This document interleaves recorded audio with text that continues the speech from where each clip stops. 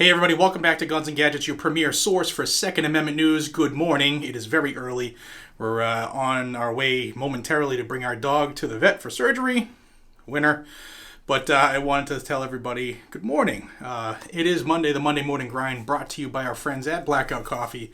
I'm pumping myself through. This is my second one this morning already. This is the Father's Day blend. Check them out, guys. They're huge supporters of our freedom, and they are huge supporters of Guns and Gadgets. I'll have a link down below. It's blackoutcoffee.com/GNG. And I'll also have a 10% coupon down there.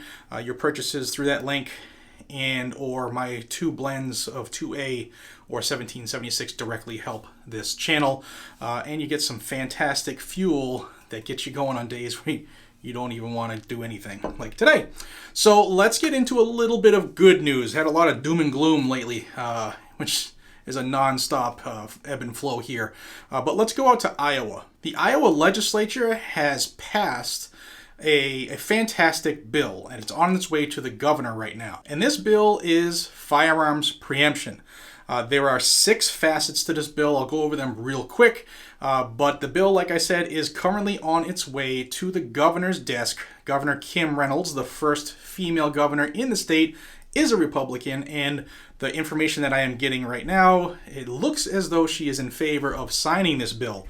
Now, this bill is like needed in every state, specifically when things go bad, right? When people get sick or the COVID-19 virus causes everything to be shut down. What was the first thing that many of our unconstitutional states did? Well, they suspended, violated, canceled, however you want to say it. They stripped Americans of their Second Amendment right because of a flu.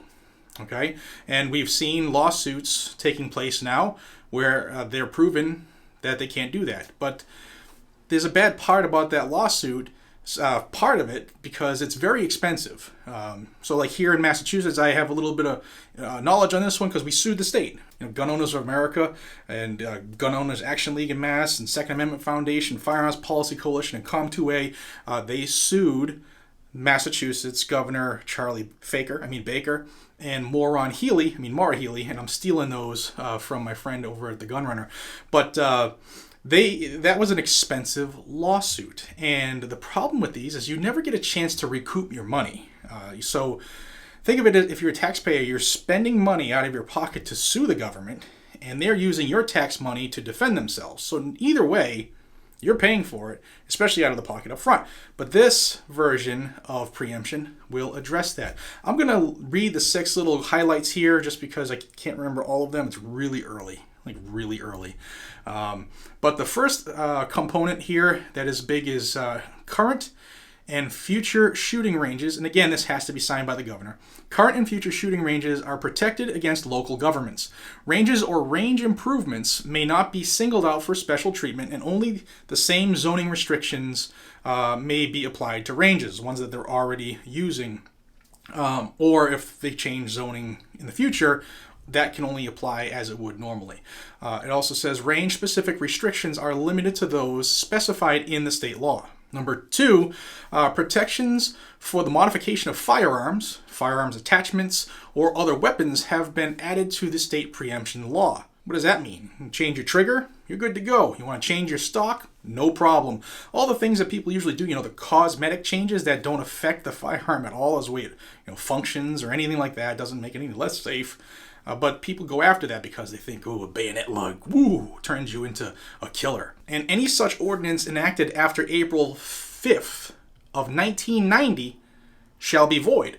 Now, I didn't go back and look through 30 years of Iowa law, but anything enacted after April 5 of 1990 that affects this area is going to be voided if the governor signs this. Number 3, and I think I forgot to say the name of the number of the bill here. It's HF, which stands for House File 2502.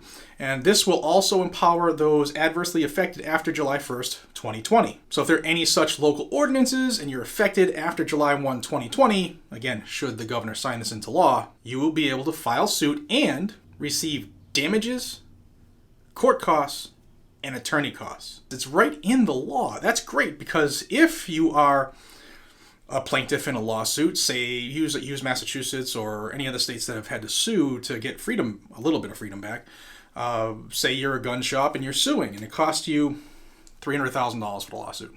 Throw that number out there. It could go a lot higher, especially if it goes to the Supreme Court. We're talking over $1 million for that.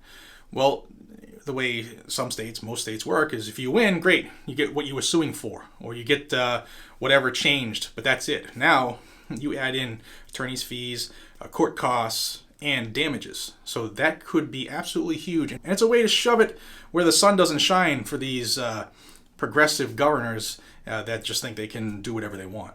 Number 4, political subdivisions that your cities and towns, etc., may not create gun-free zones in buildings or physical structures unless people entering are screened.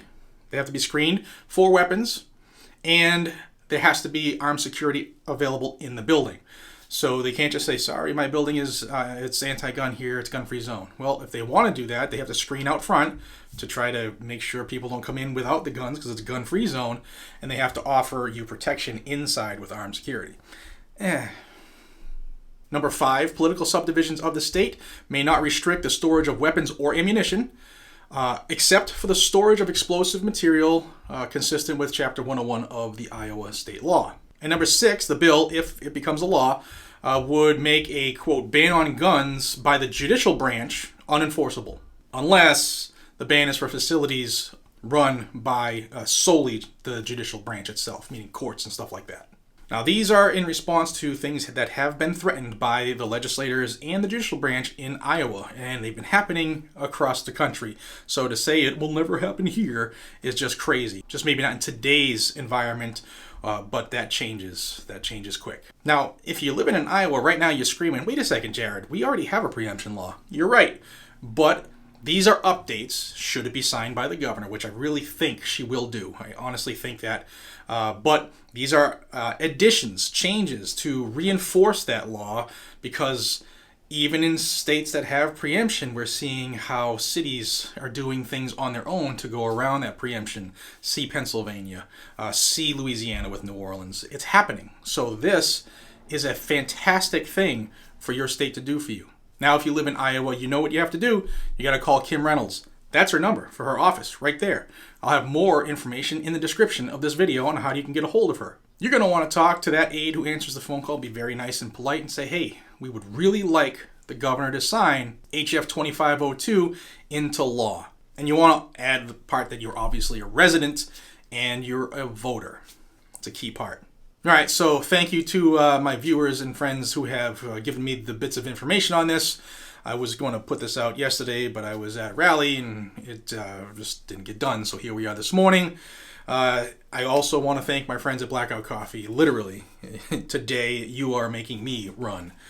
So if you guys and gals could consider grabbing some coffee, that would be awesome. It's fantastic stuff, fantastic people, and they love the channel. And if you're in the market for Second Amendment news, no matter where it happens in this great land, whether it's good, bad, ugly, or indifferent, this is where you're going to find it here on Guns and Gadgets, and it's delivered without any of that fluff that you might find in other places. All right, guys and gals, I hope you have a fantastic day. Until we see each other again, be safe, stay vigilant, and make sure you carry your weapon. Take care, everybody.